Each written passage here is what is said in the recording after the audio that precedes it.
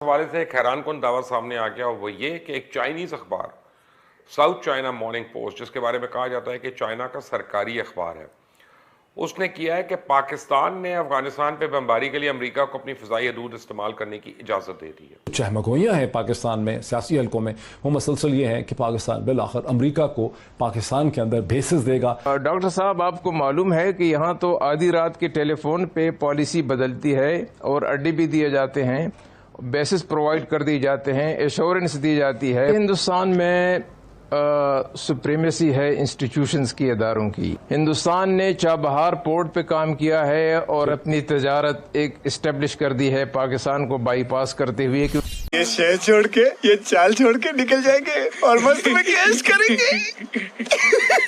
पैसा ही पैसा होगा। एकदम इन्होंने वक्त बदल दिया, जज्बात बदल दिए, जिंदगी बदल दी। 119 में इतनी अच्छी पार्टनरशिप चल रही थी।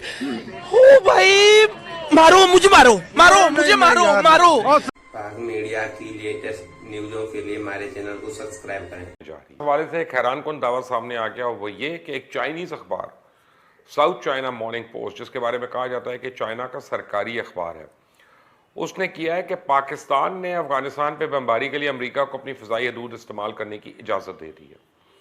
अब अखबार ने इस्लामाबाद में मुकीम दो आला ज़राए के हवाले से दावा किया है कि वाशिंगटन हुकाम ने मार्च में उस वक्त शमसी एयरबेस के इस्तेमाल की इजाज़त मांगी थी जब इनकी army chief general Qamar Javed Bajwa से मुलाकात हुई थी, और अमेरिका ने इस अरसे के दौरान उज़्बेकिस्तान और ताजिकिस्तान से भी अड्डे मांगे थे ताकि 11 सितंबर को अमरीकी अफवाज के इनखला के बाद भी अफगानिस्तान पर नज़र रखी जा सके। ताहम दोनों मुल्कों ने अमेरिका की दरख्वास्त मुस्तरद कर दी। ऑब्वियसली वो रशियन इन्फ्लुएंस के अंडर है।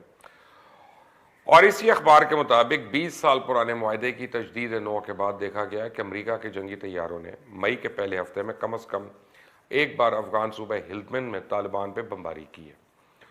और इस बारे में पाकिस्तान के कई सहाफ़ियों ने सोशल मीडिया पे बात भी की है। पाकिस्तानी सहाफ़ियों का तो कहना है कि अमेरिकन फ़ज़ाइया को पाकिस्तान की फ़ज़ाई हदूद के इस्तेमाल की इजाज़त एक ऐसे वक्त में दी गई जब अमेरिका ने शमसी एयरबेस तक दोबारा रसाई की दरख्वास्त की हुई थी, और ये एयरबेस चाइना के ज़ेर इंतज़ाम गवादर की बंदरगाह से 400 किलोमीटर की यानी शुमाल मगरब की जानिब वाक़ है।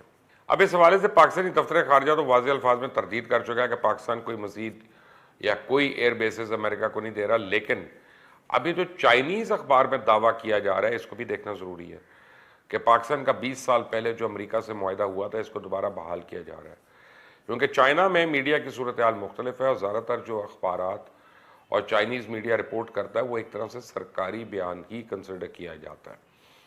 अब एक बार तो इस बारे में तो पाकिस्तानी वज़ारत ख़ारजा ही बता सकता है बेहतर। अमेरिका से अगर हम दोस्ती करते हैं या हाथ बढ़ाते हैं तो सबसे बड़ा फ़ायदा तो है कि इंडिया से उसकी इमदाद वगैरह कम करवाई जाएगी और इंडिया की जो थ्रेट है उसको कम किया जाएगा। लेकिन इस वक्त जो सबसे बड़ी तलवार फाटफ की हमारी गर्दन पर लटक रही है, उससे बचने के लिए हमें अमेरिका की शदीद ज़रूरत है। के बावजूद जो चहमगोइयाँ हैं पाकिस्तान में सियासी हलकों में, वो मसलसल ये है कि पाकिस्तान बिल आखिर अमरीका को पाकिस्तान के अंदर बेसिस देगा अफगानिस्तान के ऊपर सर्वेलेंस रखने के लिए। आप पाकिस्तान के फॉरेन मिनिस्टर रह चुके हैं, कुछ आप हमें हमारे व्यूअर्स को बता सकेंगे कि सियासी हलकों में ये चहमगोइयाँ मसलसल हो रही हैं सोशल मीडिया में कि पाकिस्तान अमरीका को बेसिस दे रहा है, इसकी क्या वजह है? इसकी वजह शायद ये है कि माजी में ऐसा होता रहा है और लोगों का ये ख्याल था कि शायद अब के दोबारा हो। आप पाकिस्तान के फॉरेन मिनिस्टर रहे जनरल मुशर्रफ की हुकूमत में, प्रेसिडेंट मुशर्रफ के साथ। अब एक मैंने तनकीद देखी एक क्लोज डिस्कशन मीटिंग में कि शमसी बेस जब दिया गया उसका कोई रिटर्न एग्रीमेंट ही नहीं था उस ज़माने में, और बाद में फ़ौज ने, एयरफोर्स ने, इंटेलिजेंस ने, फॉरेन ऑफिस ने, हुकूमत ने, सब ने कहा कि किसी के पास कोई रिटर्न डॉक्यूमेंट ही नहीं है।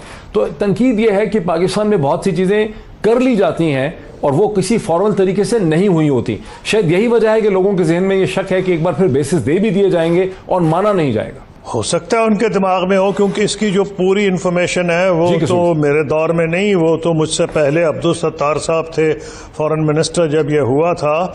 लेकिन मैं आपसे एग्री करता हूँ, जो पाकिस्तान में जो तशवीश पाई जाती है अड्डों के हवाले से, वो इसलिए है कि डॉक्टर साहब, आपको मालूम है कि यहाँ तो आधी रात के टेलीफोन पे पॉलिसी बदलती है और अड्डे भी दिए जाते हैं, बेसिस प्रोवाइड कर दिए जाते हैं, एश्योरेंस दी जाती है, बॉर्डर को सील कर दिया जाता है, आर्मी को इंडक्ट किया जाता है ट्राइबल एरिया में, ये सारी बातें होती हैं। तो इसलिए लोगों को कुछ तशवीश ज़रूर है कि हो सकता है पाकिस्तान की हुकूमत उनको कम से कम इस बात की इजाज़त दे कि ओवरफ्लाई करे पाकिस्तान की टेरिटरी को, तो कॉरिडोर दे दें। तो ये तशवीश लोगों में अभी है, इसकी क्लेरिफिकेशन वाज़े तौर पे ठीक है। आपकी बात में वजन है, समझता हूँ कि आपकी बात में वजन है। रुस्तम शाह बाबा साहब, आपसे हमेशा अफगानिस्तान के हवाले से बात हुई, आपने हमेशा ये कहा कि हिंदुस्तान का अफगानिस्तान में एक रोल होगा। ये जो मौजूदा सर्कमस्टेंसेज हैं जहां बाइडेन एडमिनिस्ट्रेशन ने ट्रंप एडमिनिस्ट्रेशन के प्लान को ओन कर लिया, शुरू में लगता था कि वो नहीं होगा, बहुत तेजी से वहां से इनखला कर रहे हैं। आप वाकिफ हैं कि पाकिस्तान की असेसमेंट है कि 4 जुलाई तक निकल जाएंगे। इस सारी सूरत हाल को क्या हिंदुस्तान ने तस्लीम कर लिया है? क्या हिंदुस्तान ने एडजस्ट कर लिया है इस नई बदलती हुई हकीकत के हवाले से?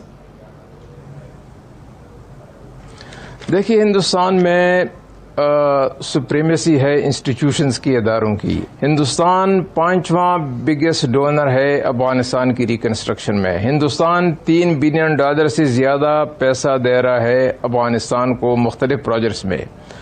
हिंदुस्तान ने चाबहार पोर्ट पे काम किया है और अपनी तजारत एक इस्टेब्लिश कर दी है पाकिस्तान को बाईपास करते हुए, क्योंकि पाकिस्तान ने अफगानिस्तान की ये रिक्वेस्ट नहीं मानी कि पाकिस्तानी टेरिटरी से अफगानिस्तान और हिंदुस्तान के दरमियान तजारत होने दी जाए।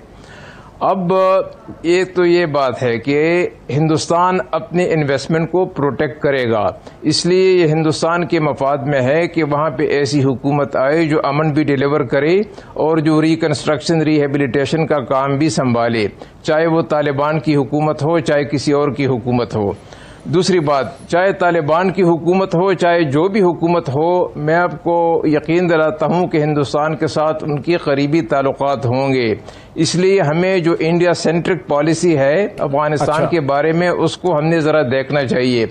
आप खुद एक मिनट डॉक्टर साहब, अगर तालिबान रूस को एम्ब्रेस कर सकते हैं जिन्होंने अफगानिस्तान पर चढ़ाई की, तबाह किया, और अगर तालिबान चीन और ईरान के साथ ताल्लुकात कायम कर सकते हैं, तो तालिबान हिंदुस्तान के साथ भी अच्छे ताल्लुकात रखेंगे।